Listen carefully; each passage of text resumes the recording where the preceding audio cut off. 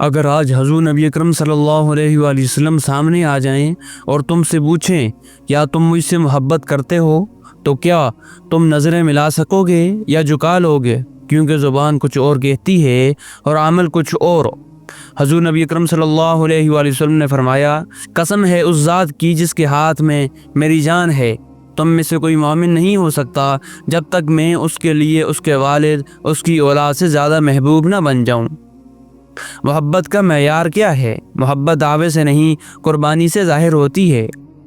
آج والد بیمار ہوں، دوائیں وقت پر، بچہ روئے تو دل بے چین ہو جائے، لیکن کیا حضور نبی اکرم صلی اللہ علیہ وآلہ وسلم کے دین کے لیے بھی تمہیں وہی درد ہوتا ہے؟ کیا تم حضور نبی اکرم صلی اللہ علیہ وآلہ وسلم کی ایک سنت کے لیے بھی تکلیف جھیلنے کو تیار ہو؟ حضرت عمر رضی اللہ تعالیٰ عنہ نے عرض کیا، یا رسول اللہ، آپ مجھے ہر چیز سے زیادہ عزیز ہیں سوائے میری جان کے۔ حضور نبی اکرم صلی اللہ علیہ وآلہ وسلم نے فرمایا، نہیں عمر، جب تک میں تمہیں تمہاری جان سے بھی زیادہ محبوب نہ ہو جاؤں ایمان مکمل نہیں ہوتا۔ عمر رضی اللہ تعالیٰ عنہ نے فوراً کہا، اب آپ مجھے میری جان سے بھی زیادہ عزیز ہیں۔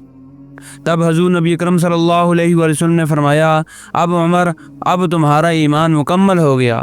ہم نعتیں پڑھتے ہیں، میرا دل بدل دے، میرا غفلت میں ڈوبا دل بدل دے، لیکن جب عمل کی باری آئے سنت چھوڑ دیتے ہیں، وقت پر نماز نہیں، دین پر مذاق اڑاتے ہیں، زبان پر جھوٹ، گالی، غیبت۔ یہ کون سی محبت ہے؟